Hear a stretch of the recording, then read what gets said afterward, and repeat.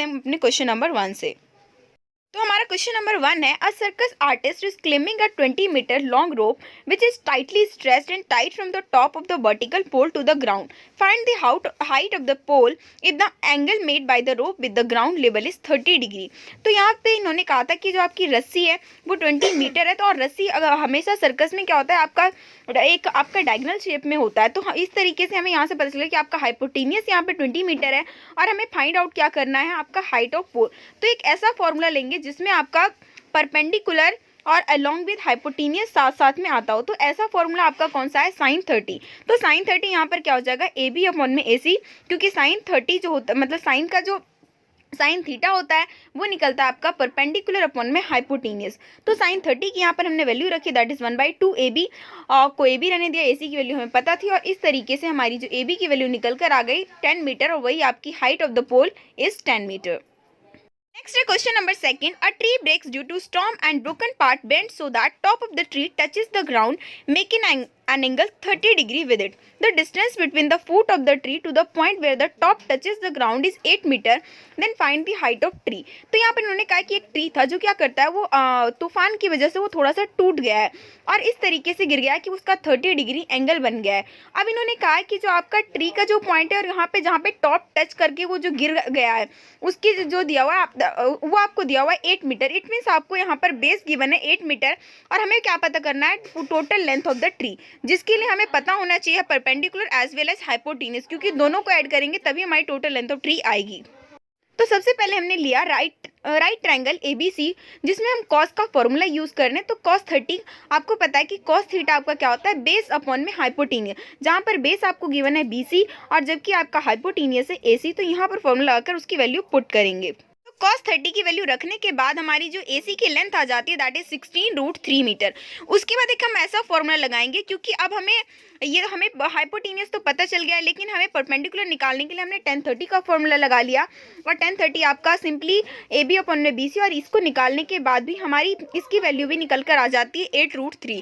तो आपका जो हाइट ऑफ ट्री होगा that is AB plus AC, दोनों को ऐड करने के बाद जो आंसर निकल कर आता है दैट इज 8√3 मीटर। ये क्वेश्चन आपका बहुत ज़्यादा इंपॉर्टेंट है, तो इस क्वेश्चन की आप 102 बार प्रैक्टिस क्या करना है, वैसे तो बहुत ईजी है। एक बार आप क्या कर लो, कोई भी फॉर्मूला लगाकर एक बार आप हाइपोटेनियस निकाल लीजिए, दूसरी बार आप परपेंडिकुलर निकाल लीजिए, दोनों को ऐड कर दीजिए, वही आपका निकल जाएगा total height of the tree. Next question है question number 3। A statue 1.6 meter tall stand on the top of a pedestal from a point on the ground. The angle of elevation of the top of the statue is 60 degree and from the same point of the angle of elevation of the top of the pedestal is 45 degree. Find the height of pedestal. तो यहाँ पर इन लोगों ने question कहा है कि आपको क्या है, पहले पेडेस्टल है उस पर के ऊपर स्टैचू रखा हुआ है। तो अगर हम पेडेस्टल से एंगल ऑफ एलिवेशन जो बनता है वो होता है 45 डिग्री, जबकि आपका जो टॉप ऑफ स्टैचू होता है उससे निकलता है 60 डिग्री। और यहाँ पर हमें फाइंड आउट करना है कि जो पेडेस्टल की हाइट है वो कितनी गिवन है, जबकि स्टैचू की हाइट हमें गिवन है ऑलरेडी 1.6 मीटर। आंसर होगा इसका इस तरीके से कि let the height of the pedestal. सबसे पहले हम जो पेडेस्टल की हाइट है जिन्होंने पूछा उसको हम मान लेते हैं h मीटर। इट मीन्स जो आपकी BC की लेंथ हो जाती है दैट इज h मीटर। अगर हम राइट एंगल ट्राइंगल में देखें ACP जो कि आपका जिसका एंगल ऑफ एलिवेशन 60 डिग्री है, तो वहाँ पर हम tan थीटा का फॉर्मूला लगाने के बाद, क्योंकि आपको पता है कि वहाँ पर हो जाएगा AC अपॉन में PC और AC को अगर हम ब्रेक करके लिखिए तो वो क्या हो जाएगा आपका AB प्लस में BC। तो उन दोनों को जोड़कर और नीचे में हमारा रहेगा PC। तो यहाँ से हमारी फर्स्ट इक्वेशन निकल कर आ जाएगी that is 1.6 plus H upon में PC is equal to √3। Next हम लेंगे छोटा triangle that is triangle BCP। यहाँ पर भी हम 10 का ही फॉर्मूला लगाएंगे, तो 1045 यहाँ पर हो जाएगा, क्योंकि हमने आपको पता है कि पेडेस्टल की जो हमने हाइट ली है दैट इज H और अपन में आपका हो जाएगा बेस आपका हो जाएगा PC। तो यहाँ पर इसकी वैल्यू क्या निकल कर आ गई, PC is equal to H। और आप ये ऑलरेडी हम कर आए थे कि इक्वेशन 1 में कि √3 आपका क्या है 1.6 प्लस में H और अपन में H। तो यहाँ पर हमने क्या कर दिया, PC को H से रिप्लेस कर दिया है और जिसके बाद हमारी H की जो हाइट निकल कर आई है दैट इज 1.6 अपॉन में √3 - 1। बट आंसर में ये होता है कि कभी भी रूट में जो वैल्यू है वो डिनोमिनेटर में नहीं होना चाहिए। तो इसके लिए हमने क्या किया, इसको रैशनलाइज किया। रैशनलाइजेशन के बाद जो हाइट निकल कर आती है that is 0.8 √3 + 1 metre.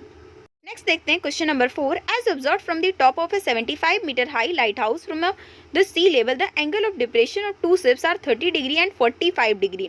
If one ship is exactly behind the other on the same side of the lighthouse find the distance between two ships.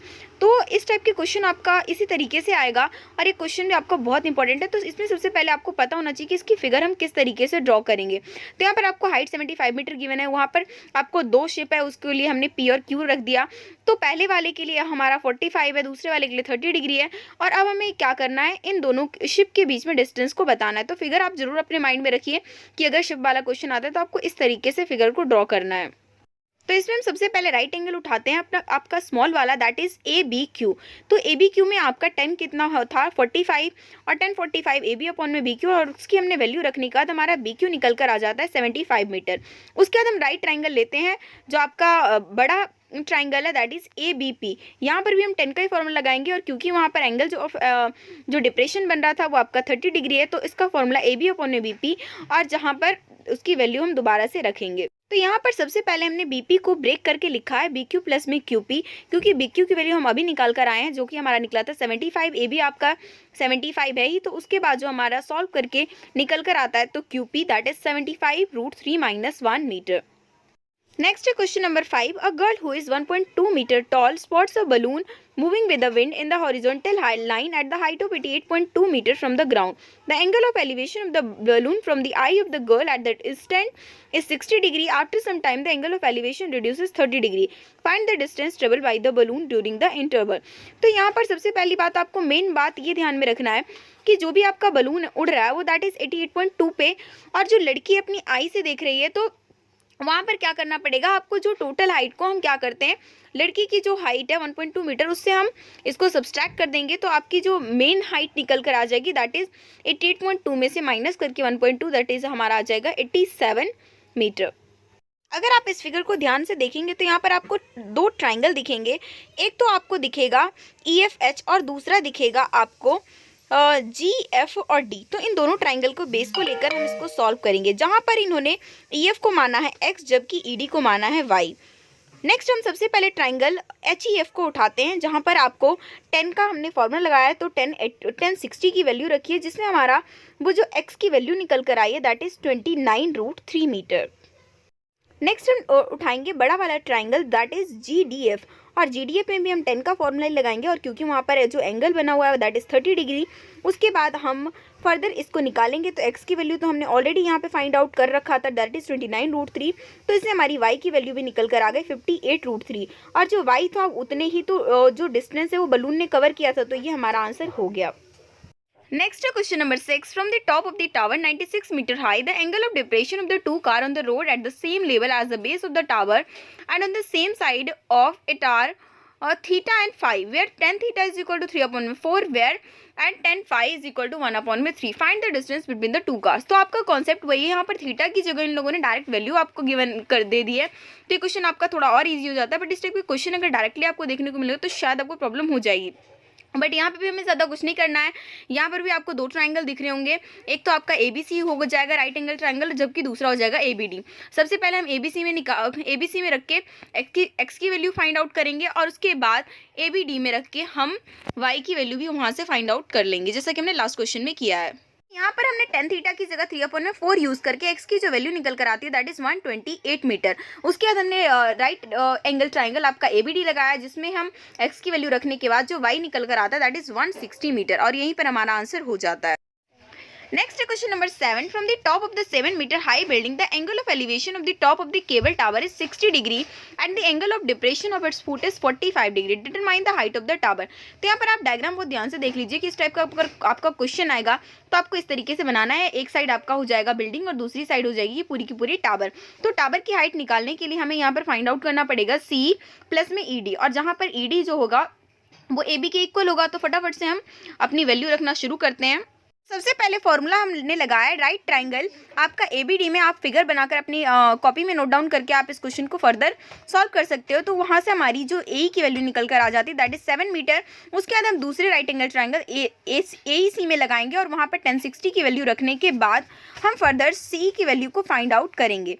और यहाँ पर अगर हम बात करें कि आपका जो हाइट ऑफ टावर है वो आपका क्या होगा 7√3 प्लस में 7, क्योंकि दोनों को ऐड करने के बाद ही इस तरीके से आएगा, और 7 कॉमन लेने के बाद हो गया हमारा 7√3 + 1 मीटर। नेक्स्ट हम देखते हैं question number 8। The angle of the elevation of the top of the tower from the 2 points at the distance of 4 metre and 9 metre from the base of the tower and in the same straight line with it are complementary. Prove that the height of the tower is 6 metre. इस question को आपको बहुत ही ध्यान से देखना है कि complementary angle का मतलब होता है कि अगर एक एंगल आपका थीटा होगा तो दूसरा हो जाएगा 90 माइनस थीटा।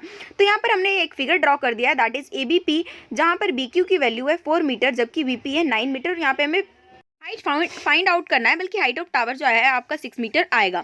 तो सबसे पहले हमने एक एंगल को थीटा मान लिया, दूसरे को 90 माइनस थीटा मान लिया क्योंकि आपका कॉम्प्लीमेंट्री एंगल है। तो सबसे पहले हमने tan थीटा की वैल्यू रखी और tan थीटा निकल कर आ गया हमारा AB अपॉन में 9।